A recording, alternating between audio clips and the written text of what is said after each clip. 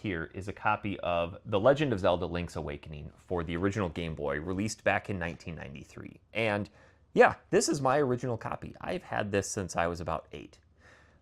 And I vividly remember the day I got it, where I was, who I was with, the feeling of picking this up and purchasing it. And as you can see, I have a collection behind me here of thousands of video games. All of them hold some sort of memory for me. But this one here, this little cardboard box, which really has no business having survived 30 years in my possession.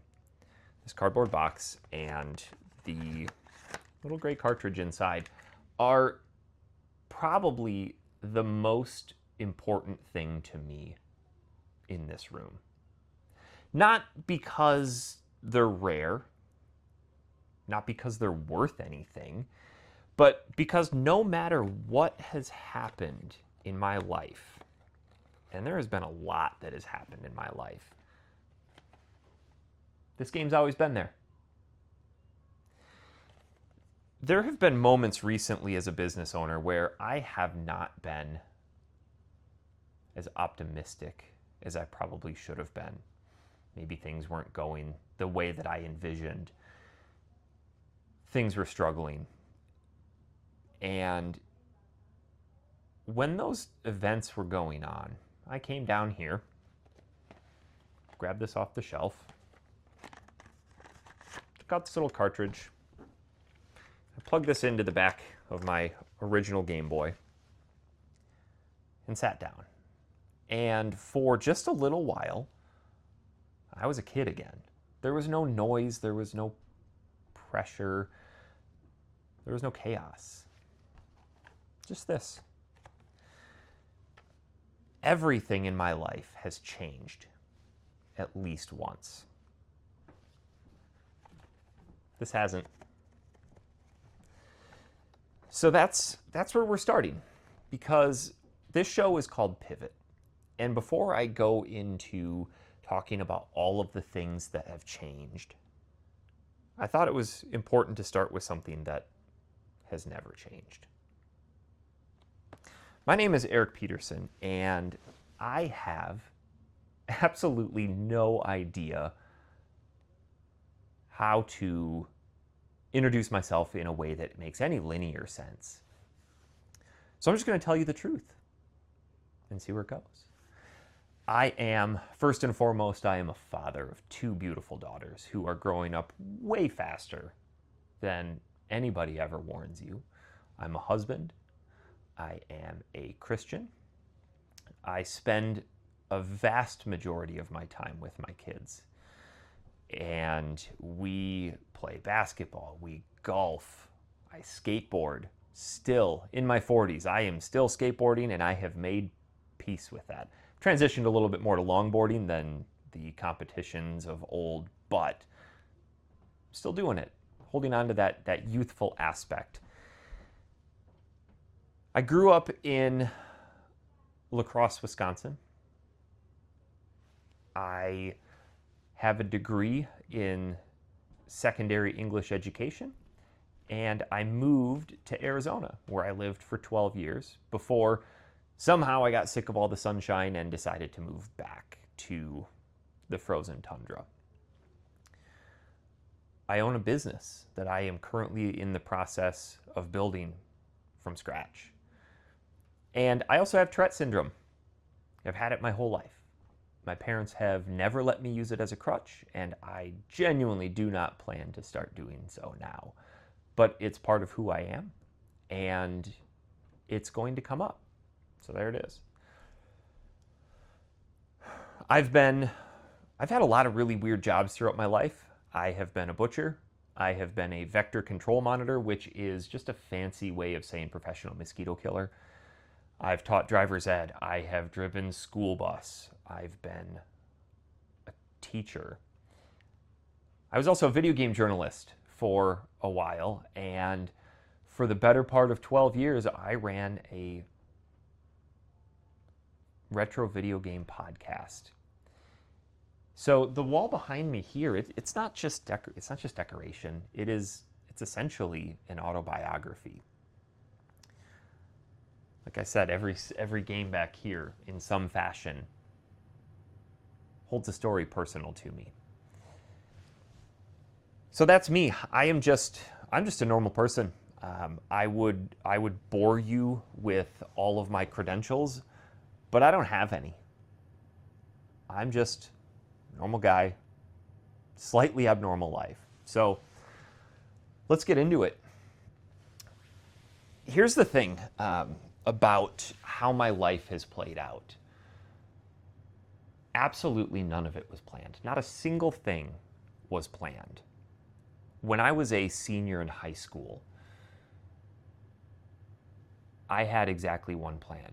Actually, growing up, I had exactly one plan. I knew what I wanted to do from a very young age, and I didn't want to be a police officer. I didn't want to be an astronaut. I didn't want to be a fireman. I wanted to be a fighter pilot. I was going to join the Navy. I was going to fly fighter jets. That was it.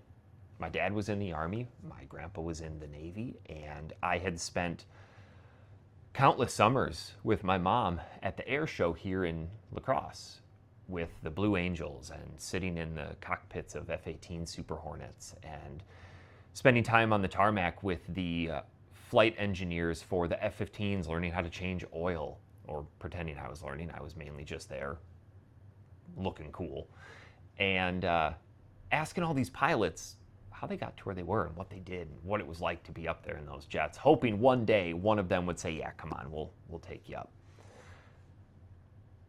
But that was it. That was my life's plan. I was ready for it, and halfway through senior year, I hadn't applied to a single college. Not a single one. I hadn't even given it a thought because I had a plan. And I felt like I was one of the few people who actually had a plan, because everybody else was still just kind of figuring it out. I said, well, I guess I'm just going to go to college because it's just what you do. And not that I was a bad student, but I didn't always have the best grades. But I knew what I wanted to do. And halfway through that year, we went to a career fair at another local high school. And I walked in and I went straight to the Navy booth. And I was super excited. I was talking to them. You know what, I'm 6 months away, I'm going to enlist and I'm going to join up, and this is my goal. And they were super engaged. Here was somebody who clearly they didn't have to recruit because I had sold myself on it. So their job was done. And I don't know why, but halfway through that conversation, maybe I was just spilling my guts, or maybe just an afterthought. I just, in passing, mentioned that I had a motor tic disorder. And I personally didn't see it as an issue, but their demeanor changed immediately. And the lady that I was talking to, I'll never forget this conversation, she said, you'll probably not be admitted to the military, and if you are, you'll never fly a fighter jet. And I didn't say anything to that. I just kind of walked out, and I found a bench in front of the school and just waited for everybody to be done and come back out. And one conversation changed my entire life. My plan was completely derailed. I had it all mapped out, and just like that, it was gone. I had absolutely no clue what to do. And that it wasn't the first time that life had thrown something at me that I wasn't expecting, but it was the first time as an adult where I realized something was occurring that I had no control over. And it, unfortunately, was not the last time that was going to happen in my adult life. What followed was, it was a lot. I applied to exactly one college, mainly due to time constraints. And fortunately, I got in. I changed my major twice. I transferred schools. I met my wife, graduated. We moved to Arizona, and I got a job teaching middle school writing, and I loved it. I absolutely loved it. I loved the kids. I loved the content. I loved being a teacher. But I quickly discovered that that wasn't my life's calling. So I stepped out of the classroom and I got into school district IT and discovered I loved that. And I found a path that I now wanted to follow. And once again, I found that path disappearing in front of me when they eliminated a position that I had been working towards. And then this is one of those stories where I like to think that when I get older, I'll look back and kind of isolate a few moments in my life that were pivotal. And something that you'll hear me say throughout the course of this show and people that I talk to, one of my favorite questions is, how did you get here? And this story is one of those how did I get here moments, because it's really pivotal. Came home from work one day and my wife asked me if I wanted to go bowling with her and some friends. It was a long day. We were working 10, 12-hour days in the summer, and I said, no, I don't want to go. I want to sit at home, play video games, and drink a beer and hang out, get ready to do it all over again tomorrow. And she pressed me, and she said, no, come on, come with us. This is a friend that I just made, and really want you to come out and hang out with us. I'm like, you know what, fine. We haven't done anything together in a while. Let's go. And that night, I met somebody there. I met a guy there who, you know when you meet somebody in life and they're just on the same wavelength of you and you just click. This is one of those guys. We just clicked and we hung out. We had an absolutely great time. Just talking for hours. I learned about what he did, and he told me about how he was selling technology to schools and designing technology initiatives. And I went, that's awesome. I'm super interested in that. If anything like that ever comes up, give me a call. And a few months later, he called. That one night changed the entire trajectory of my life yet again. The people that I met as a result of that one night of going bowling, the businesses that I eventually built as a result of that one night, the life I walked away from to move back to Wisconsin to build for my kids, all traces back to saying yes to going bowling one night with my wife. Now, I'm going to be completely honest here, because that story, as awesome as it sounds, does not have a great ending. The guy that I met eventually became my best friend. He became my coworker. We built massive business in Arizona together and spent a lot of time together. So much so that we became neighbors. And our friend group intertwined. Our lives were basically intertwined. And then, unfortunately, he became one of the most destructive forces in my life. And what he did sent me into therapy for over 4 years and cost me my friend group. It cost me my comfort at work, and it cost me my peace at home.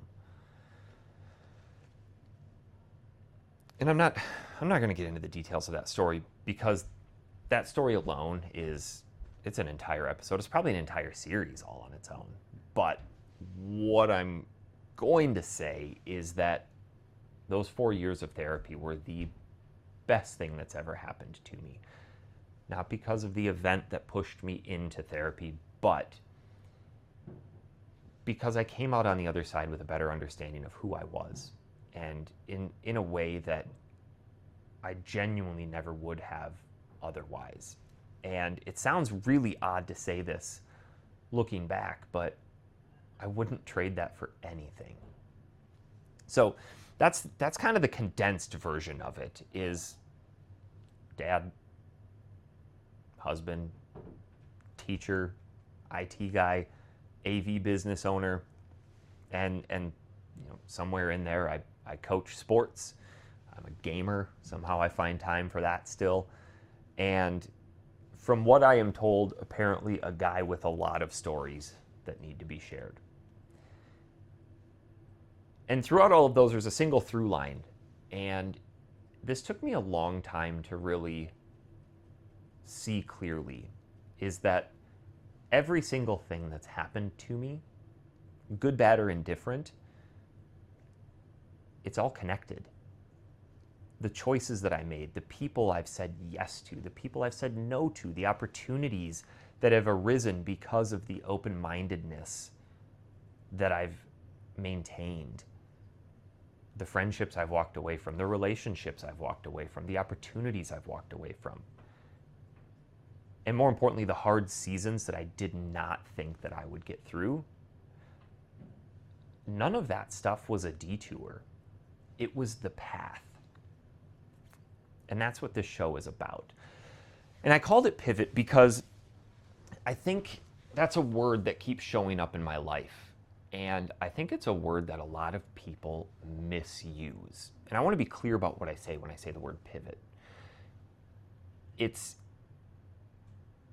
being used a lot as a buzzword for people who have fallen on hard times, or maybe they just got laid off from a job and they're trying to make their changes sound intentional. That isn't what I mean. A pivot is when something happens. A pivot is something that happens when you stay open. When you say yes to that bowling night, when you send that email that you were questioning whether or not you should have sent, when you make that phone call to that person, when you walk away from something comfortable because something in your gut says, hey, this isn't your calling, this isn't where you need to be. When life hands you something that you didn't plan for, and instead of folding, you figure it out and you move on. Sometimes you choose the pivot, and sometimes the pivot chooses you. Either way, how you respond is everything. And that's what we're going to talk about on this show. Real stories, real pivots. There's going to not be a 5-step framework and actionable items and a list a mile long of things to do. This is not perfectly packaged advice. It's going to be messy. It's going to be ugly. But one thing I can promise is that it's going to be the truth. Just honest conversation about what it actually looks like to build a life when nothing goes according to plan. We're going to talk about relationships, not just ones that open every door for you, but the ones that unfortunately cost you everything. We're going to talk about what it actually looks like to reinvent yourself without losing who you are. We're going to talk about mental health because that's something that I hold near and dear to my heart, even more so now that I have lived through some of the events that I've lived through. And come to the understanding that asking for help is one of the strongest things that you can do. It is not a sign of weakness. And then we're going to talk about what success actually looks like when you stop utilizing somebody else's ruler to measure it. And we're going to talk about video games. Probably my favorite thing in the world that we're going to talk about is video games because I have all of them. And they all have importance to me. And I have a lot of opinions about them. And life is way, way too short to be so serious all the time. So every episode, I'm going to start with a game of the show. Sometimes it's going to connect to what we're going to be talking about. Sometimes it'll just be a good memory. Sometimes it'll probably just be something I just wanted to share because I found it sitting on my shelf and went, wow, I haven't seen this in a while. I want to share this. But it's going to be real and it's going to be mine. This one right here Link's Awakening is where we start. Because it's constant. In a life full of pivots, this has been a constant that has never changed in my life. And I think that that's worth something. So as we move forward, I want you to find your constant. It does not matter what it is. That thing that grounds you when there's too much noise, when the chaos seems too much, and the path gets unclear. Just hold on to that. And hopefully it will remind you who you are and who you were before all of the hard stuff. And who you are still underneath all of it.